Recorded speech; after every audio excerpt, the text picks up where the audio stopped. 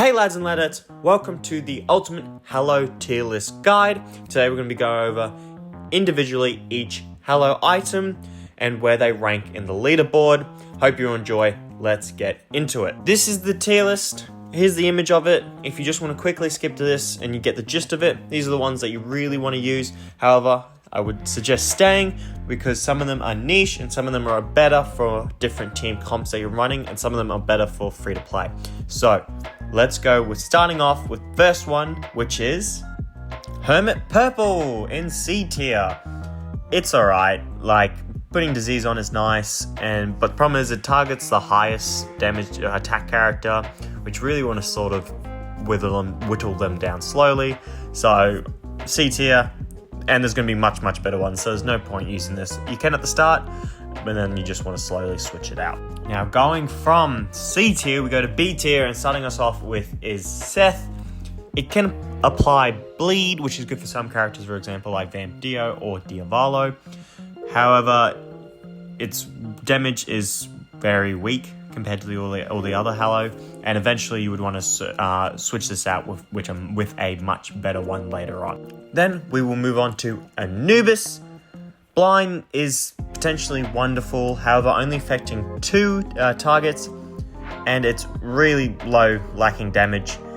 Just makes it, one of those ones that you're going to switch out. You're going to notice this with the purple ones, that they start off good, and then they're slowly going to taper off, and you're going to get the better ones. It's going to be just a common theme, but still arguably the best debuff potentially out of all the purples. Next, we shall move to Emperor.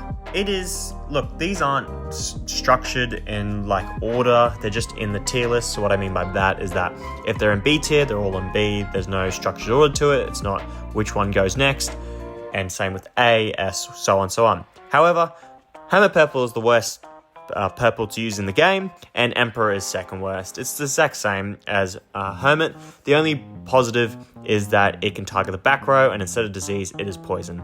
Don't really use this one. Waste of time. Use better ones. Simple as that. Let's move on to the next one, which is Beetle Arrow. Now, this one is sort of where the nicheness happens in the tier list. Look, the chain kills is awesome.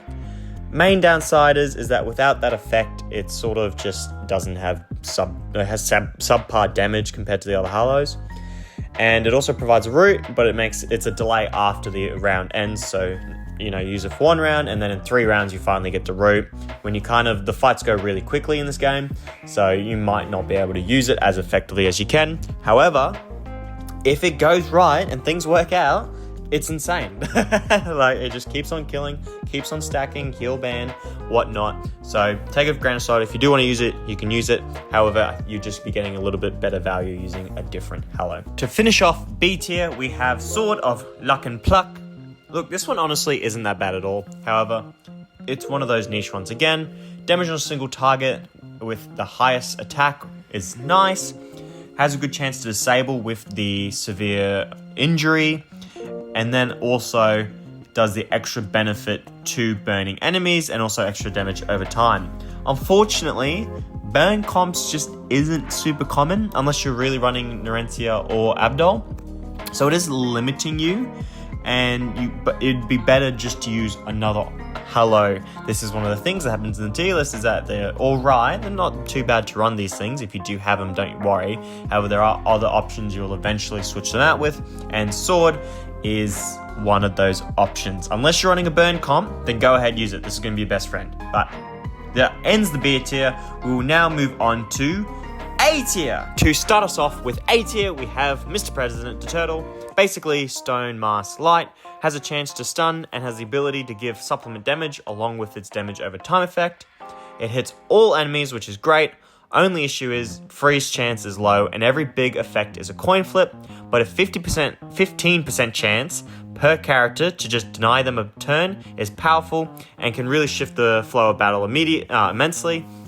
So yeah, Turtle can be good to have him on your team, especially if you don't have the later ones, for example, like Stone Mask. So don't worry, you can use him. There will be other options, but he is good to use.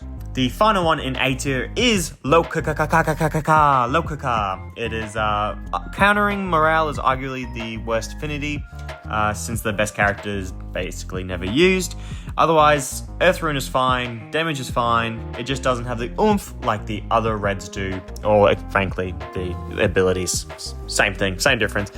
Oomph abilities, yeah, you'll use other ones later. And now we'll move on to A+. To begin us off with A+, we have Tohth, or Tohth, however you want to say it, or Tohth. Big, good heal if you don't have the Stone of Ajar.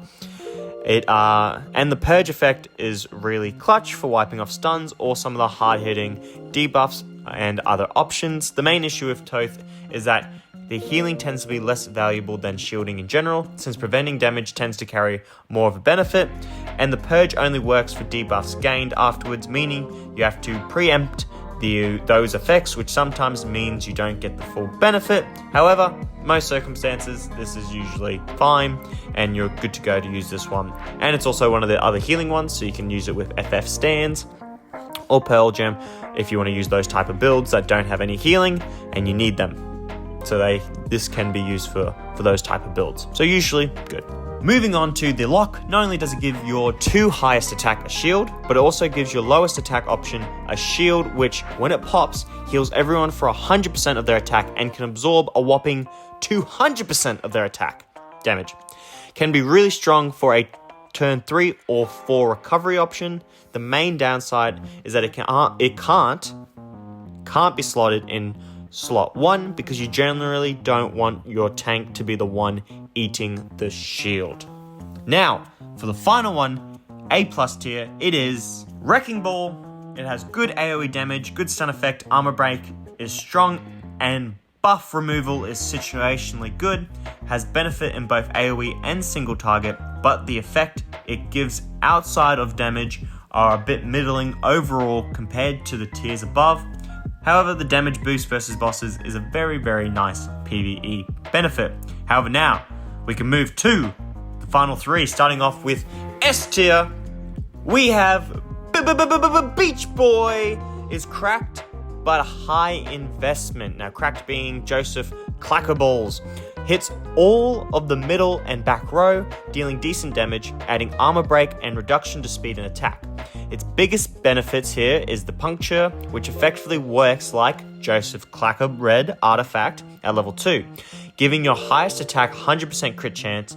This is a hugely powerful effect since you can run 2 Clackers, which is the Beach Boy and the Joseph Clacker, on the same squad effectively to double down on some big AoE damage. However, we still got 2 more. So that is a worthwhile one to have on your team, Beach Boy. But to finish off with S+, which is the universally good tier, we have Redstone of Aja, however you want to say it, healing, damage reduction, health regeneration, and rage battery, and transforms into a buff that flat out no-sells 2 instances of damage. Very powerful turn 2 or turn 3 effect. Really just comes down to when you want it. Combos extremely well with Fight Admin for multiple turns of strong sustain. Also deals bonuses to Hermit, which is arguably the second most popular affinity. Fantastic one. But to finish it off, we have Stone Mask. Tons of strong effects stacked into one place. Basically a red stand plus strong anti-revival capabilities, plus healing, plus attack reduction. One-stop shop made even more valuable by triggering on turn 2, allowing you to mitigate a ton of damage from opponent's super if they haven't reached Awakening 15. The extra 9% damage boost against Union is also incredible, as it is what is most players run a lot of huge value into this one here. Make sure to get this one on your team if you're not running a specific build. That is the Ultimate Hallow tier list. Hope you all enjoyed. In the comments below, let me know which is your favorite Hallows you like using. Don't forget to like and subscribe. Also, all the information I got was from the Discord, which is in the description below. I hope you all join it.